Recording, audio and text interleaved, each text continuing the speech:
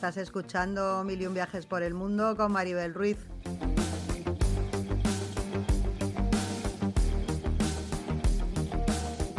Mochila al hombro, la brújula en el alma y el corazón mirando al horizonte.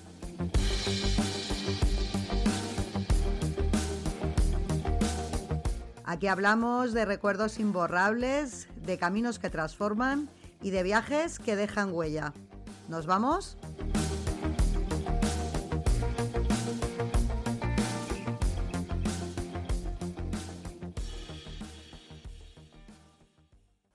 Hola queridos oyentes, bienvenidos a una nueva edición de Mil y un viajes por el mundo. Espero que hayáis pasado una semana estupenda, que vengáis con las pilas recargadas y sobre todo que estéis totalmente abiertos a lo que os voy a contar en este episodio, porque nos vamos un poquito más lejos que en los dos capítulos anteriores. Vamos a cruzar el charco, a cruzar el Océano Atlántico para presentarnos en el interior más profundo de Estados Unidos, que es un país que la verdad es que he disfrutado muchísimo en todos los viajes que he hecho allí, pero sobre todo he disfrutado de los viajes por carretera, porque si hay un país que es ideal para las road trips, desde luego que ese es los States. Las ciudades se disfrutan mucho. Me ha encantado estar en Nueva York, en San Francisco, en Nueva Orleans, en Seattle, en Portland, en un montonazo de ciudades que hemos estado allí. Pero debo reconocer que cuando hemos cogido el coche y nos hemos metido por esas carreteras interminables en las que hay muchísimos tramos en las que no te cruzas prácticamente con nadie, llegar a pueblos polvorientos, y nunca mejor escogida la palabra, en la que lo único que hay es una gasolinera, una cadena de comida rápida, vete tú a saber de qué franquicia, porque aquí conocemos McDonald's, Burger King y Taco Bell, pero en Estados Unidos es lo que más prolifera, y 4 casas, y a eso le llaman ellos muchas veces un pueblo, y creo que precisamente ahí es donde se encuentra el Estados Unidos más auténtico y más genuino. Precisamente por ese motivo tenía muchas ganas de dedicarle un podcast al que es un símbolo, desde luego, con diferencia, de lo que es la cultura estadounidense. ¿De qué hablamos? Pues de los míticos diners, de los diners americanos, esos restaurantes retro que, aunque se han popularizado y ahora se han abierto por muchísimos sitios del mundo, España incluida, la mayoría de ellos pues suelen ser franquicias bastante artificiales, pero sin embargo en Estados Unidos aún hay muchísimos diners que podemos encontrar a lo largo y ancho del país, que han sabido mantener totalmente ese espíritu reivindicativo y de la clase humilde, porque además los diners tienen mucho que agradecer a la clase obrera, que fue la que les impulsó para que consiguieran el éxito que han conseguido desde los años 20. Pues como os decía, en Estados Unidos los hay a miles, los hay a patadas. Yo he disfrutado muchísimo de ellos, tanto para desayunar como para comer, como para cenar. A cualquier hora del día tienen muchísimo ambiente. Si hay algo además que me encanta de los americanos, es que pese a que luego tienen una fama de malos turistas cuando salen de su país, yo he de reconocer que cuando yo he ido al suyo me han tratado siempre de maravilla. De hecho, creo que es una de las poblaciones más hospitalarias que te puedes echar a la cara, y creo que eso es algo que en los diners se disfruta mucho. La amabilidad, la hospitalidad y la generosidad que suelen darse por parte de todos los que allí trabajan. Así que, sin más preámbulos, nos vamos a disfrutar de comida y de rock and roll.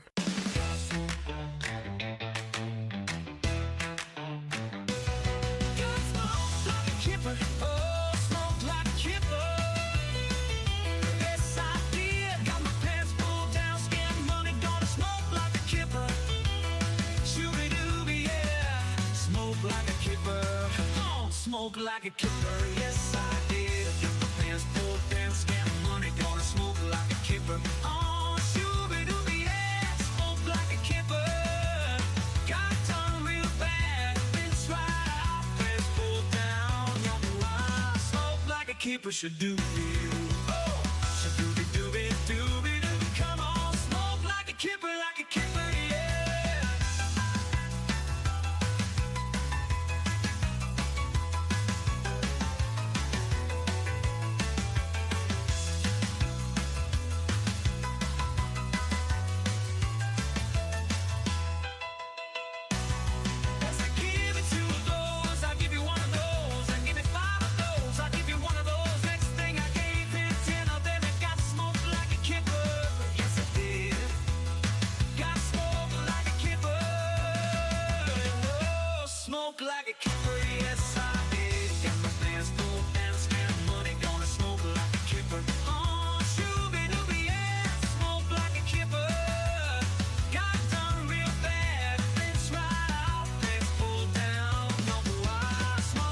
keeper should do be. Shoo-dooby-dooby-dooby-dooby. Come on, smoke like a kipper, yeah. Yeah, smoke like a kipper.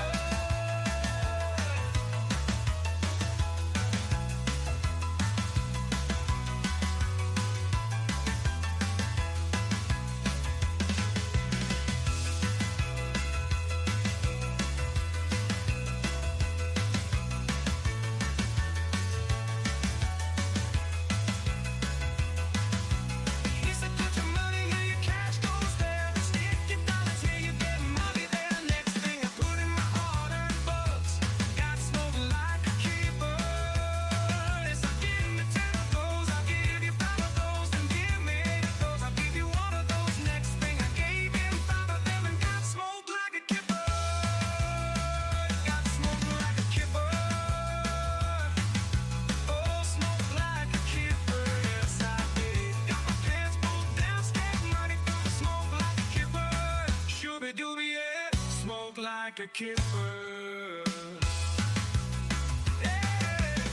Shooby-dooby, yeah. Smoke like a kipper.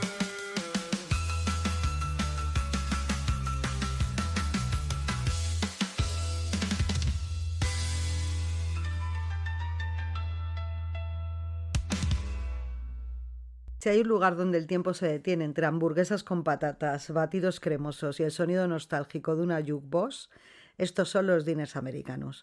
Son más que simples restaurantes. Estos templos de neón han sido testigos de romances adolescentes y noches interminables al ritmo de Chuck Berry y Elvis Presley. Pero ¿cómo surgieron estos icónicos locales? ¿Qué historia hay detrás de sus llamativas fachadas? Desde sus humildes inicios como vagones ambulantes hasta convertirse en escenarios de películas y símbolos de la cultura estadounidense, la historia de los diners es un viaje tan sabroso como una porción de tarta de cereza. Si hoy en día puedes sentarte en un diner a las 3 de la mañana a devorar una hamburguesa con café, una combinación discutible pero eso sí, muy diner, se lo debes a Walter Scott, un emprendedor de Providence, de Rhode Island, que en 1872 tuvo la brillante idea de vender comida caliente desde un vagón de caballos. Walter Scott no era un chef estrella ni un visionario gastronómico, pero tenía olfato para los negocios. Se dio cuenta de que los periodistas que trabajaban hasta tarde y los obreros nocturnos tenían hambre y pocas opciones para comer. Así que convirtió un vagón de reparto en una especie de cafetería móvil y comenzó vendiendo sándwiches, café y tartas. A través de su invento, Scott no solo dio vida a una institución culinaria, sino que ayudó a dar forma a una parte importante de la cultura popular americana. Fue un éxito inmediato.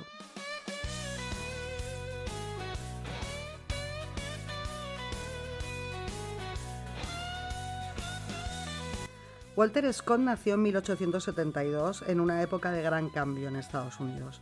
A finales del siglo XIX la revolución industrial estaba en pleno auge y las ciudades empezaban a ver un crecimiento urbano explosivo. Las personas se mudaban a las ciudades en busca de mejores oportunidades laborales y con ello la demanda de un tipo de comida más rápida y económica que pudiera alimentar a los trabajadores de las fábricas y otros sectores comenzó a aumentar. Fue en ese contexto de expansión urbana y creciente demanda de comida rápida cuando Scott ideó lo que más tarde sería el diner. La historia de Walter Scott con los diners comenzó en 1918 cuando, tras haber trabajado como conductor de carruajes, decidió emprender por su cuenta. El primer invento que lo pondría en el mapa fue un pequeño carrito de comida que en un principio servía a trabajadores de una fábrica cerca de su casa en Providence. Este carrito de comida, que al principio no era más que una estructura portátil y rudimentaria, sentó las bases del futuro concepto del diner. Y es que aunque los carriles de comida rápida estaban ya presentes en varias partes del país, el verdadero momento decisivo para la historia de los diners ocurrió cuando Scott se dio cuenta de la necesidad de un lugar donde la gente pudiera comer rápidamente, pero también en un ambiente cómodo y accesible. En lugar de quedarse en un carrito de comida improvisado, Scott transformó su pequeño negocio en una estructura metálica con un diseño arquitectónico particular que reflejaba la influencia de los vagones de tren y de los antiguos comedores de los ferrocarriles. A partir de esta idea, Scott comenzó a construir lo que se conocería como el primer diner. Y este diner no era solo un lugar para comer, sino que se convertía en un refugio para los trabajadores que iban de acá para allá o que buscaban un lugar rápido para comer. Aunque su primera estructura fue modesta, la clave del éxito de Scott fue la capacidad para hacer que el concepto de comida rápida fuera algo más que una simple transacción. Su diner ofrecía una experiencia única de accesibilidad, precios económicos y un servicio eficiente. Estos atributos comenzaron a atraer más y más clientes. Pero, ¿qué se comía en estos primeros diners? Pues en aquel entonces la oferta era bastante sencilla. Los imprescindibles eran sándwich a cascoporro, sin complicaciones y sin salsas gourmet, café y tartas caseras, porque en Estados Unidos si no terminas una comida con tarta, algo estás haciendo mal. No era alta cocina, pero sí eran platos reconfortantes y contundentes. Comencemos con los desayunos. Los más habituales eran a base de huevos, pues fritos, revueltos, escalfados. Eso ya iba a gusto al consumidor. Muchas veces se servían con tocino, jamón o salchichas, ya que las proteínas eran esenciales para una alimentación energética. Algunos trabajadores pedían los huevos sunny side up, que es con la yema visible, u over easy, que son volteados y cocidos ligeramente por ambos lados. La guarnición más común era una buena ración de patatas fritas en mantequilla o grasa de tocino. Como veis, era todo muy light. Eran una opción popular para acompañar a los huevos, ya que aportaban carbohidratos y ayudaban a mantener la sensación de saciedad durante más tiempo. La tostada con mantequilla o mermelada era una opción accesible para quienes buscaban algo ligero, que yo me pregunto que qué entendería esta gente por ligero. Luego estaban los pancakes, aunque más comunes en los diners de los años 20, ya se ofrecían en algunas versiones tempranas servidos con sirope o melaza. En la costa este se servía avena caliente con azúcar moreno y canela. En el sur, los grits eran la opción más popular. Eran una papilla de maíz que se combinaba con mantequilla, queso o incluso carne de cerdo desmenuzada. Los primeros comensales de los diners a menudo se llevaban sus tostadas en el bolsillo si no terminaban de comer. Una costumbre que se hizo común entre los obreros de las fábricas y los ferroviarios. Y es que estamos hablando de una época en la que la comida no se tiraba nunca. O sea, más que nada porque la gente no podía permitírselo. Algo de lo que yo creo que deberíamos aprender mucho en estos tiempos en los que vivimos. Una carta típica de bocadillos podía incluir sándwich de carne en conserva con pan de centeno untado con mostaza, inspirado en la comida de los inmigrantes irlandeses, una primera versión del sándwich club, que ya sabéis que suele llevar pavo, tomate, bacon y lechuga, sándwich de ensalada de huevo o de pollo con mahonesa. O sea que, como veis, lo que os hemos dicho antes de que los sándwiches no llevaban salsa es mentira. Los primeros sándwiches en los diners a menudo se servían envueltos en papel para llevar. Los obreros de fábricas los comían de pie o incluso caminando hacia su próximo turno. Otros entrantes eran las sopas calentitas, que también venían para aguantar en los fríos días de invierno, especialmente en el interior del país. Sopa de almejas, muy popular en la zona de Nueva Inglaterra. De hecho, nosotros la comíamos a menudo cuando estuvimos en San Francisco. Sopas de guisantes, sopa de pollo y sopa de fideos. En muchos diners la sopa era gratuita si pedías un plato principal. Para los segundos platos se podía escoger entre estofado de carne, uno de los platos favoritos de los obreros, huevos con tocino, albóndigas con puré de patatas, chuletas con compota de manzana, que era uno de los preferidos entre los inmigrantes alemanes, precisamente porque estaba inspirado en la gastronomía teutona, pescado frito con ensalada de col y hasta se podían encontrar los grasientos fish and chips que habían traído los inmigrantes ingleses de la época.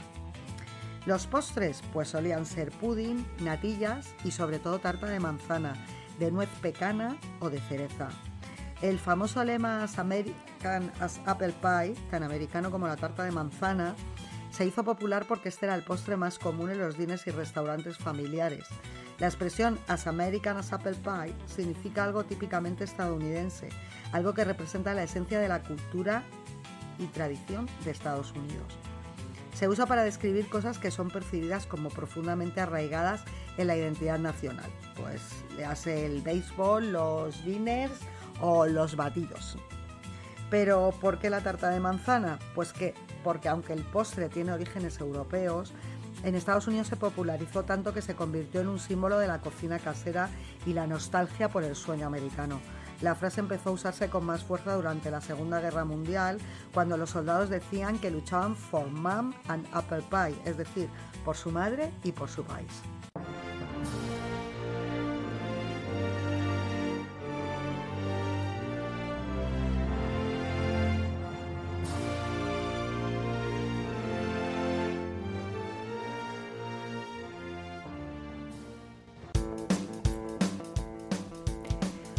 Voy a hacer ahora un pequeño inciso para comentar que en aquella época se hizo muy popular un plato que se llamaba Blue Plate Special.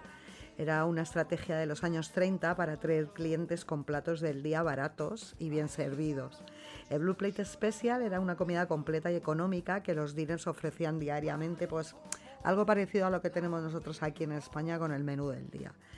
Solía incluir una proteína, carne, pescado, pollo, un almidón, que solían ser patatas, arroz o pasta, y un vegetal, todo servido en un plato azul dividido en secciones.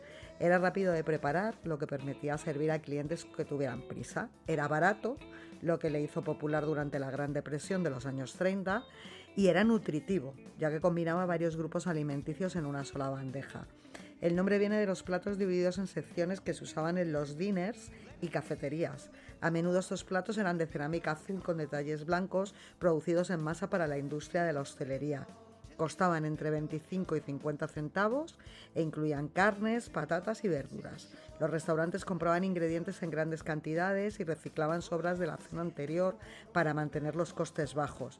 Con la llegada de las cadenas de comida rápida, los Blue Plate Specials perdieron popularidad.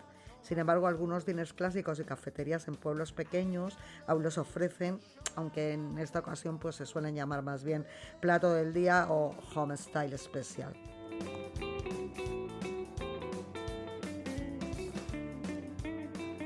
Otra curiosidad de aquella época era que los clientes eran principalmente hombres, ya que en aquellos tiempos no se veía con buenos ojos que las mujeres salieran de casa a comer y mucho menos de madrugada.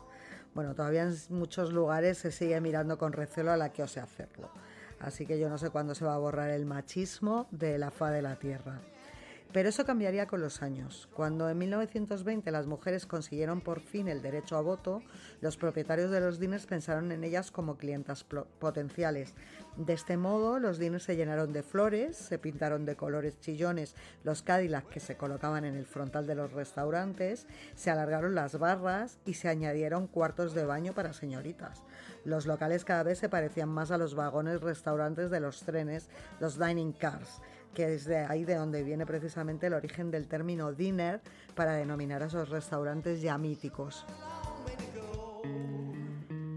El invento de Scott prendió como la pólvora. Otros empresarios vieron el potencial de negocio y comenzaron a fabricar vagones de comida más grandes, equipados con pequeñas cocinas y mesas improvisadas. Los llamaron lunch wagons y eran una versión primitiva de los food trucks actuales. El primer lunch wagon registrado en la historia se atribuye a Charles Goodnight, un hombre de negocios que en 1880 se encargó de transformar un vagón de tren en un vehículo de comida ambulante en Texas. Su idea era simple: llevar la comida directamente a las personas que no podían o no querían alejarse de su lugar de trabajo. El éxito de Goodnight inspiró a otros empresarios a seguir su ejemplo y pronto estos vagones comenzaron a aparecer en otras ciudades de Estados Unidos, especialmente en Nueva York y en Filadelfia, donde la demanda de comida rápida era particularmente alta debido al rápido crecimiento de la población urbana. Estos primeros lunch wagons ofrecían una variedad de opciones para los trabajadores, aunque los menús eran sencillos. Generalmente los clientes podían encontrar platos como sándwich, sopas, ensaladas y lo más común, una taza de café caliente.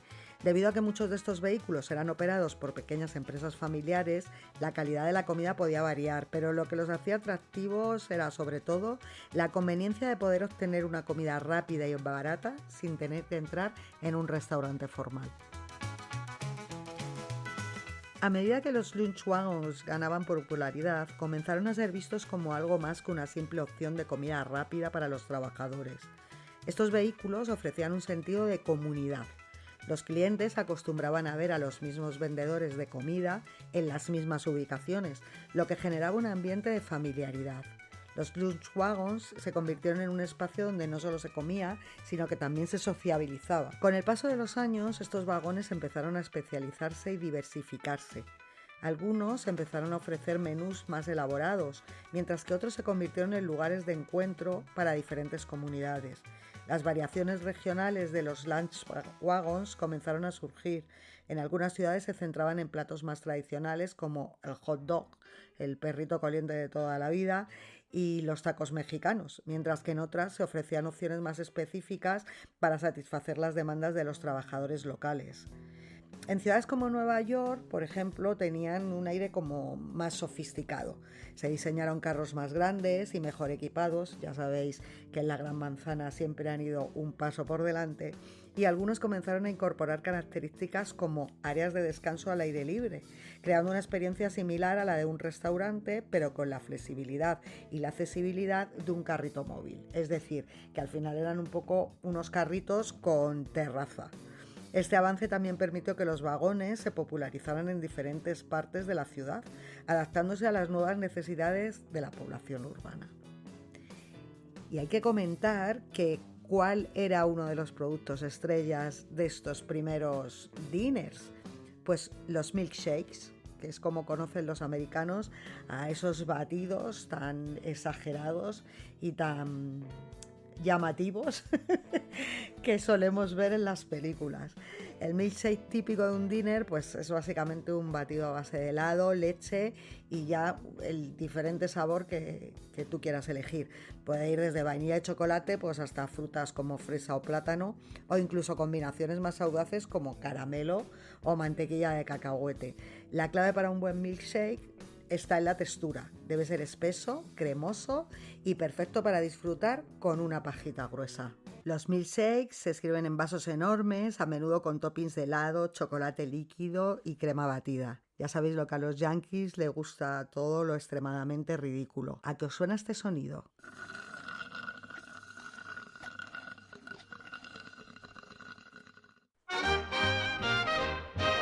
Pero desgraciadamente no todo el mundo estaba encantado con la proliferación de estos carritos nocturnos. Los vecinos que querían dormir protestaban porque los trabajadores hacían ruido y las autoridades intentaron prohibirlos. Había además un problema extra. Estos vagones estaban diseñados para servir comida rápida a clientes de pie o sentados en bancos incómodos.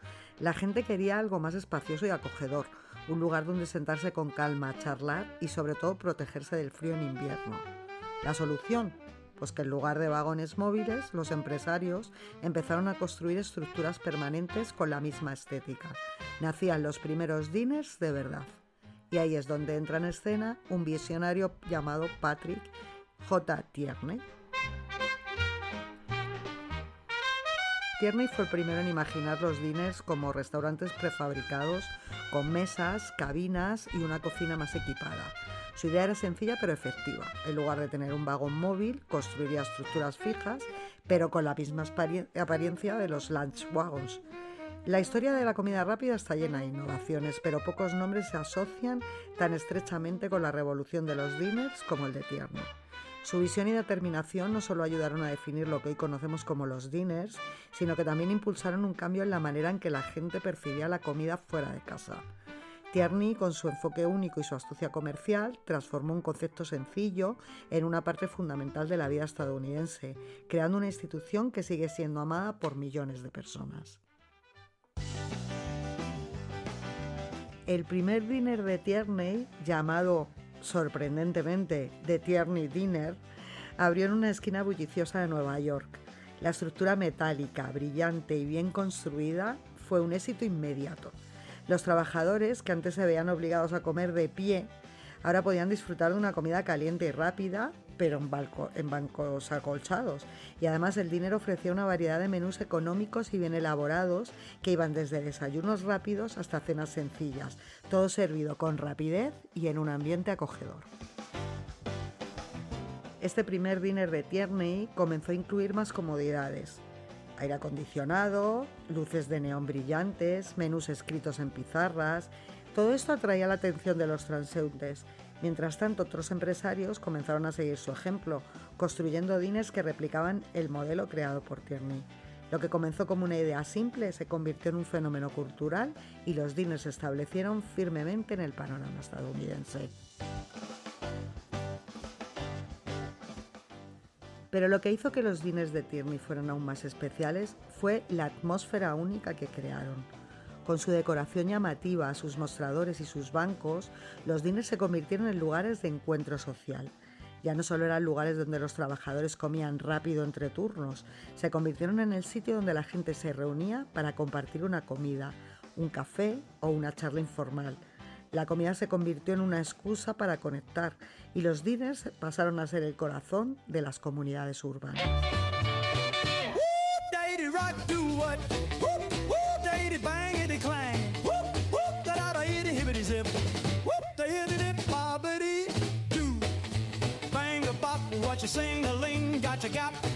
El diner también desempeñó un papel crucial en la representación de la cultura popular americana.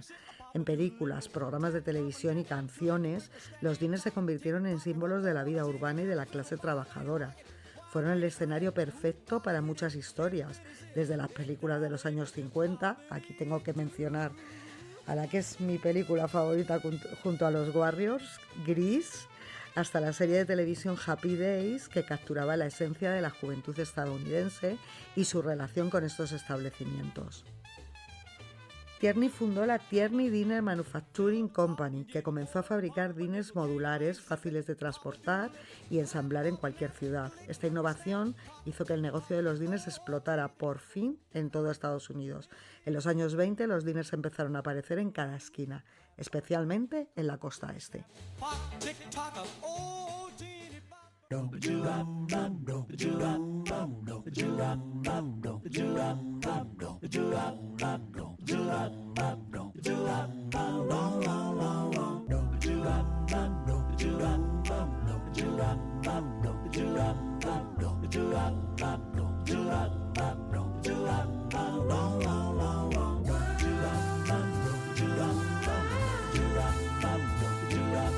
Y esta anécdota seguramente que os va a resultar bastante curiosa. ¿Por qué?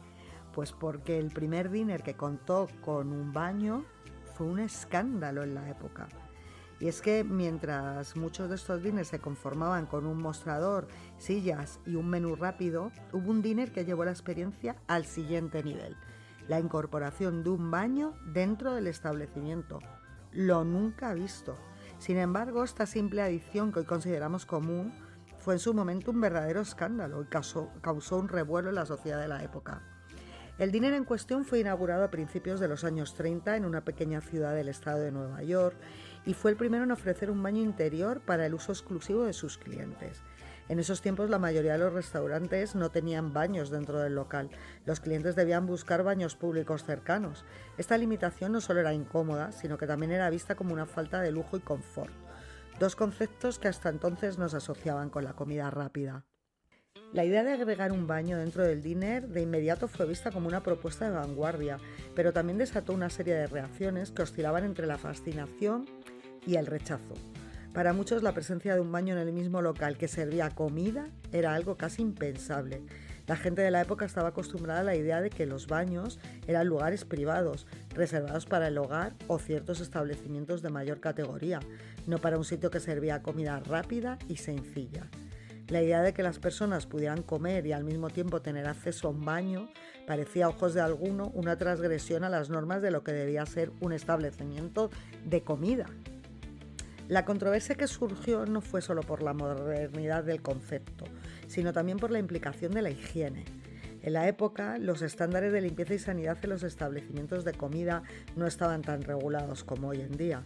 Muchos temían que la proximidad de un baño y un comedor pudiera contaminar la comida o al menos generar una mala impresión. Los detractores del diner con baño argumentaban que la idea era inmoral e insalubre, ya que imaginaban que los clientes entrarían al baño y al regresar al comedor estarían llevando consigo todo tipo de suciedad y de gérmenes. La prensa local se encargó de alimentar el escándalo publicando reportajes sobre el diner de los baños y cuestionando si realmente era apropiado permitir que los clientes de un establecimiento de comida compartieran el mismo espacio que un baño. Algunos columnistas incluso sugirieron que este tipo de innovación podría arruinar la reputación de los diners, que hasta entonces se habían ganado un lugar en la sociedad como lugares sencillos pero seguros. Sin embargo, como suele ocurrir con las innovaciones, la polémica no tardó en disiparse. Con el tiempo, la propuesta del diner con baño fue vista como algo más práctico y necesario, y no pasó mucho para que otros establecimientos de comida rápida adoptaran la idea. Lo que en su momento fue considerado un escándalo, con el paso de los años se convirtió en una norma que incluso los clientes de hoy en día consideran como algo básico en cualquier establecimiento de comida. De hecho, raro es el sitio que tú ahora vas a comer y no encuentras que tenga un baño dentro.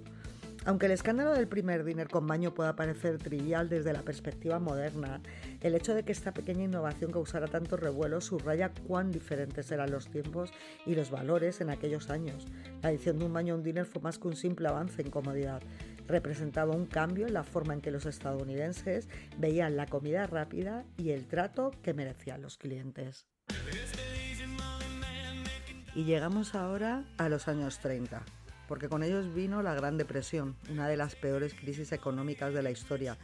En este contexto, los diners se convirtieron en un salvavidas para muchas familias y trabajadores. ¿Por qué? Pues porque los diners ofrecían comida barata y abundante, eran unos menús a precios muy bajos, lo que los hacía accesibles incluso para quienes tenían poco dinero. Tenían horarios extendidos. Como muchos sabrían, 24 horas, se convirtieron en un refugio para desempleados y personas sin hogar, que podían pasar horas allí tomando solo un café. Y por otro lado eran negocios familiares. Muchos inmigrantes y emprendedores vieron en los diners una oportunidad de negocio, porque era más barato abrir un diner que un restaurante tradicional, lo que hizo que muchas familias invirtieran en este modelo. Durante esos años oscuros, muchas de estas familias luchaban por sobrevivir, enfrentándose a altas tasas de desempleo, pobreza extrema y una sensación general de incertidumbre. Sin embargo, en medio de este caos, los diners emergieron como refugios inesperados, ofreciendo no solo comida económica, sino también consuelo y una sensación de normalidad en tiempos de desesperación.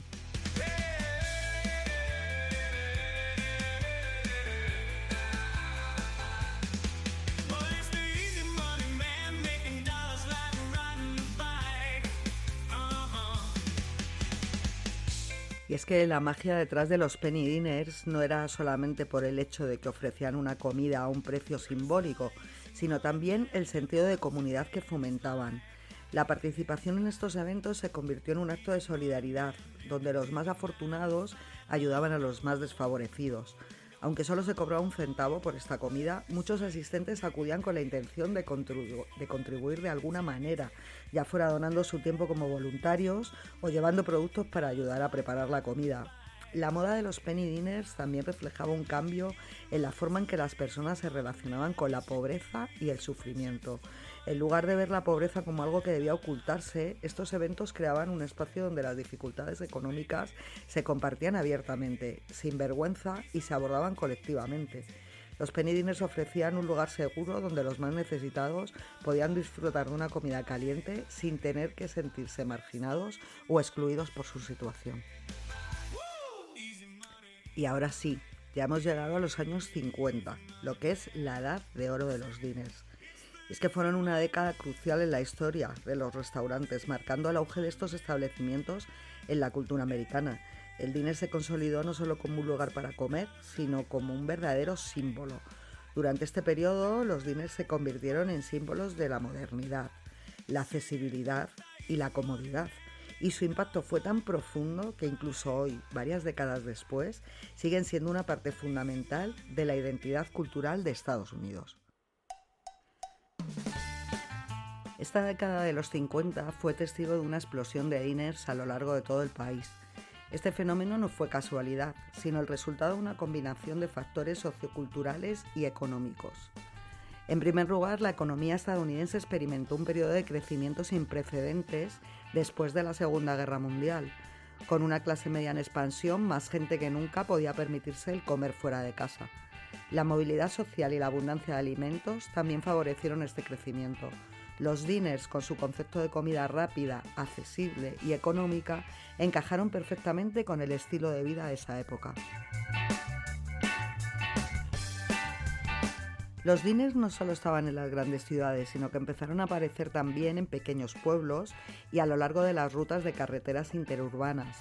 La popularidad del automóvil y la expansión de la infraestructura vial con la construcción de las autopistas interestatales jugaron un papel importante en el auge de los diners. Se convirtieron en puntos de descanso ideales para los viajeros, ofreciendo comida rápida y barata, sin complicaciones.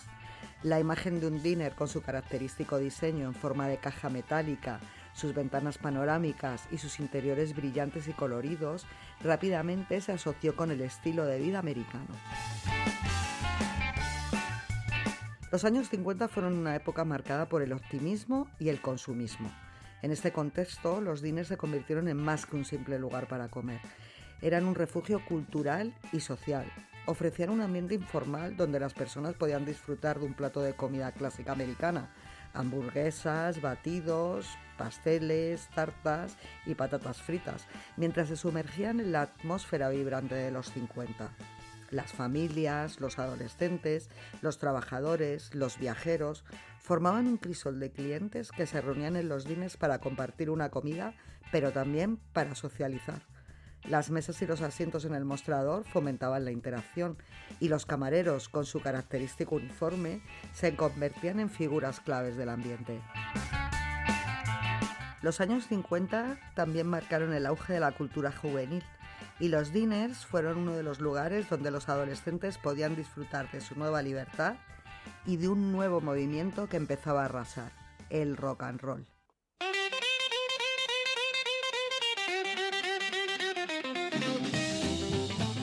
Elvis Presley, Chuck Berry, Little Richard. El rock and roll había venido para quedarse y mientras se escuchaban en las jukebox, los diners se llenaban de jóvenes mientras se reunían con amigos para tomar un batido o una hamburguesa. Ahora no solo eran lugares para comer, sino escenarios de citas, reuniones de amigos y hasta guerras de miradas entre bandas rivales. Cualquiera que haya visto Grease sabe exactamente de qué estamos hablando. El Frosty Palace, con sus luces de neón y camareras en patines, es un reflejo perfecto de cómo eran estos lugares en su época dorada. ¿Quién no recuerda a Danny Zuko intentando impresionar a Sandy mientras sus amigos se peleaban en el fondo del local? La combinación de música, coches y milkshakes gigantes convirtió a los diners en templos del ligoteo y la rebeldía. Y aquí llegamos a otro fenómeno social bastante curioso, que es el de las citas económicas. Y es que en una sociedad donde los jóvenes no siempre contaban con grandes presupuestos para una noche de lujo, los diners ofrecían una opción accesible para disfrutar de un rato agradable sin tener que romper la hucha. Por entonces las citas formales solían ser costosas. Ir a un restaurante, a un teatro, incluso a un cine, requería una inversión significativa, algo que muchos jóvenes no podían permitirse, especialmente en una era en la que las expectativas económicas no siempre eran las más favorables. Por ello los diners se convirtieron en la alternativa ideal, una opción económica y, lo mejor de todo, un lugar donde no hacía falta un gran presupuesto para disfrutar de una buena comida y pasar un rato agradable en buena compañía. La estética de los diners en esta época se hizo aún más especial. Y es que si en los años 30 los diners tenían un aire más sobrio y funcional, en los 50 se convirtieron en una explosión de color y de brillo. Se popularizaron los suelos de cuadros blancos y negros, las cabinas de cuero rojo, las lámparas fluorescentes y los jukebox individuales en cada mesa. Esta estética alcanzó su máxima expresión en otra de mis películas favoritas, que es Calles de Fuego, donde los diners se muestran como refugios en medio de un mundo oscuro y peligroso. En la película, los neones brillan en la noche como promesas de seguridad, un recordatorio de que aunque afuera haya caos y violencia, dentro de un diner siempre habrá una hamburguesa esperándote y una canción de fondo que te haga olvidar tus problemas por un rato.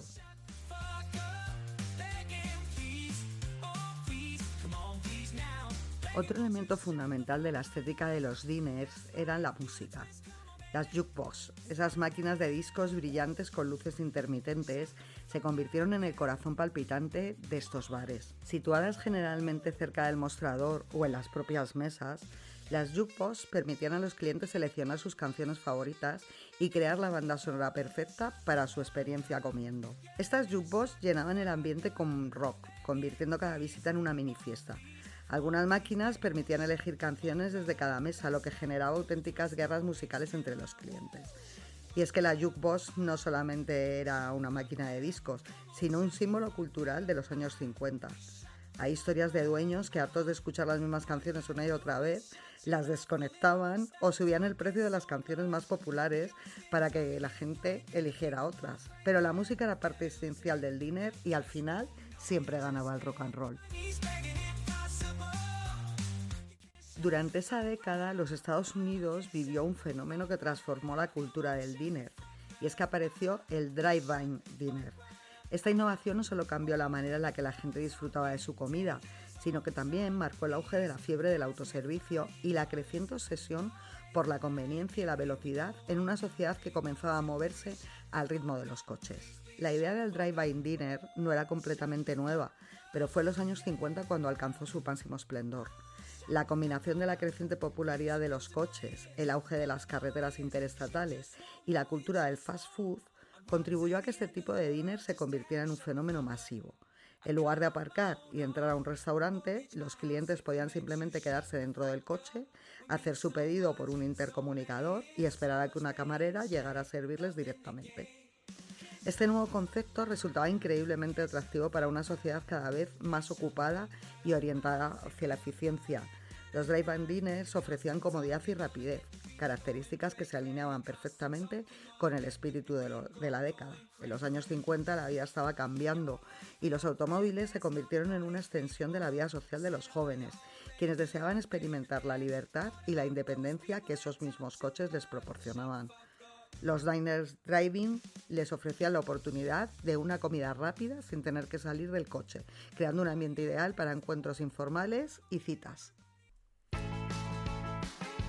Tras su auge en los años 50 y 60, los diners se enfrentaban a un declive inevitable, pero lo que muchos consideraron su ocaso se convirtió con el paso del tiempo en una oportunidad para un renacer.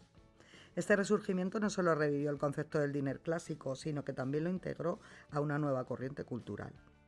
El auge de los diners a mediados del siglo XX había estado profundamente ligado al crecimiento económico y a la expansión de la cultura de los coches. La conveniencia y el ambiente informal de los diners fueron perfectos para una sociedad estadounidense que se dirigía hacia una mayor urbanización, a una mayor movilidad y a una cultura de consumo. Sin embargo, a medida que los años 70 y 80 avanzaban, varias fuerzas comenzaron a hacer que los diners cayeran en declive. La principal razón fue la expansión de las cadenas de comida rápida. Nombres como McDonald's, Burger King, Wendy's, eso es otra cosa que os voy a comentar. Nos llama mucho la atención cada vez que vamos a Estados Unidos que Wendy's sigue ahí perviviendo. Se expandieron rápidamente por todo el país, ofreciendo una alternativa más barata. Los restaurantes de comida rápida cambiaron la dinámica precisamente de esa comida, introduciendo un sistema de servicio aún más rápido y más estandarizado. Los consumidores, acostumbrados a la conveniencia, encontraron que las cadenas de fast food ofrecían un servicio eficiente, pero sin las complejidades de las camareras en patines y las largas esperas para ser atendidos en los diners tradicionales. Pero además los hábitos sociales también cambiaron. Los restaurantes tradicionales y los diners en particular, que a menudo tenían un aire como muy familiar, no se alineaban con el ritmo acelerado de las nuevas generaciones, que buscaban comidas más rápidas aún, accesibles y sin la necesidad de interactuar. La influencia de la televisión, los centros comerciales y el desarrollo de los fast casuals hizo que los diners pasaran de ser el corazón de la cultura social a convertirse en una opción como del pasado. Y aunque muchos daban por muertos los diners tradicionales, resultó que a finales de los 90 y principios de los 2000, el diner comenzó a resurgir, pero no de la misma forma en la que lo conocían las generaciones anteriores. Su renacer fue alimentado por la nostalgia y la creciente fascinación por el retro y lo vintage, especialmente entre las generaciones más jóvenes. Precisamente esta cultura retro ayudó a que los diners fueran percibidos de nuevo como una pieza fundamental de la historia americana. La estética de los años 50, con su música rockabilly, el neón, los muebles de vinilo, pasó a ser visto como un símbolo de un tiempo más simple y sobre todo más feliz. El diner se convirtió no solo en un lugar para comer, sino en un espacio de recuerdos y de nostalgia, un refugio donde las personas podían escapar del ritmo frenético de la vida moderna. Los restaurantes comenzaron a aprovechar esta tendencia, creando diners renovados que hacían honor a la estética de la época dorada, pero con un toque más moderno. Este resurgimiento no solo se limitó a los establecimientos físicos, los diners se convirtieron en un tema recurrente en la moda, la música y el cine. Muchos nuevos diners adoptaron un enfoque más creativo, modernizando el menú y el ambiente, pero manteniendo la esencia del pasado. Los menús incluían platos clásicos como las hamburguesas, los batidos y las patatas fritas, pero con un giro más saludable o gourmet, a la par con las preocupaciones alimentarias actuales. Los lugares combinaban lo antiguo con lo nuevo, creando un espacio tanto para los amantes de la comida tradicional como para aquellos que deseaban algo un poquito más actualizado. Hoy en día el diner sigue siendo un símbolo cultural no solo en los Estados Unidos, sino en muchos otros países donde el concepto ha sido adoptado y adaptado.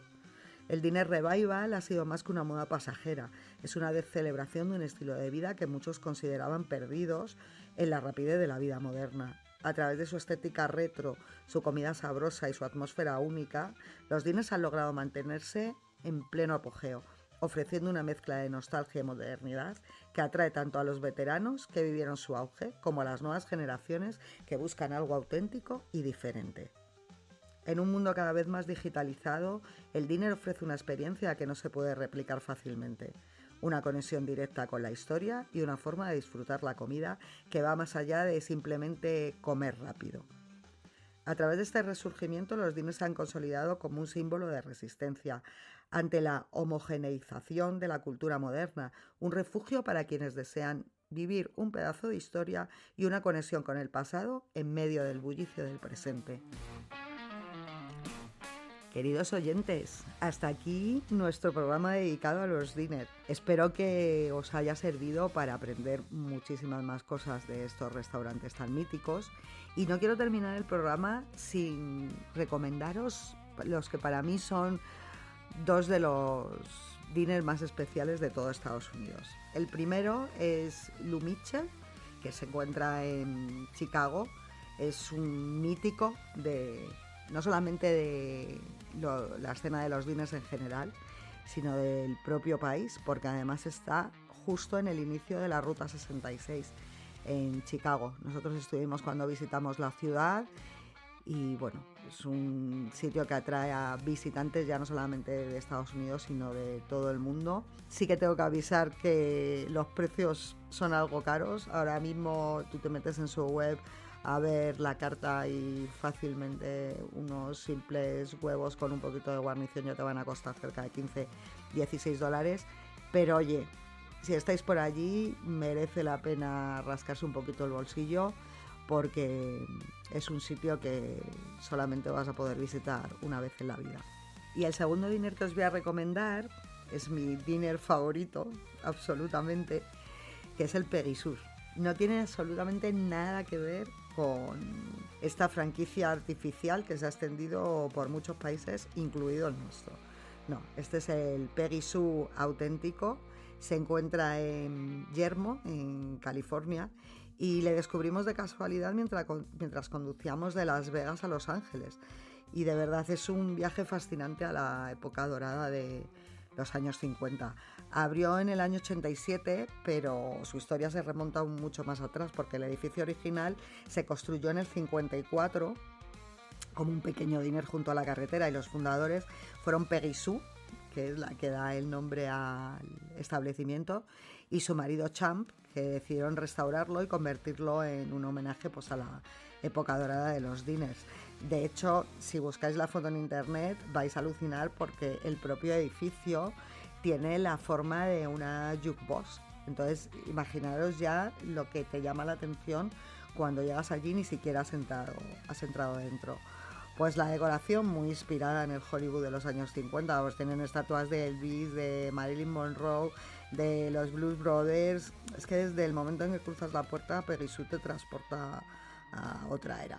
Los colores pastel, el suelo con colores de ajedrez, las jukebox por todos los rincones, es que hacen que te sientas dentro de una película de los años 50. Y obviamente pues sonando continuamente Buddy Holly, Chuck Berry y por supuesto Elvis Presley. Los platos, pues los típicos, hamburguesas, pastel de manzana, pero son recetas muy caseras que se han mantenido desde que se abrió. Yo te aconsejo que pruebes la especialidad de la casa, que son las Peggy Sue's Famous Burgers y los batidos de fresa. Y nada de freidoras modernas ni comida prefabricada.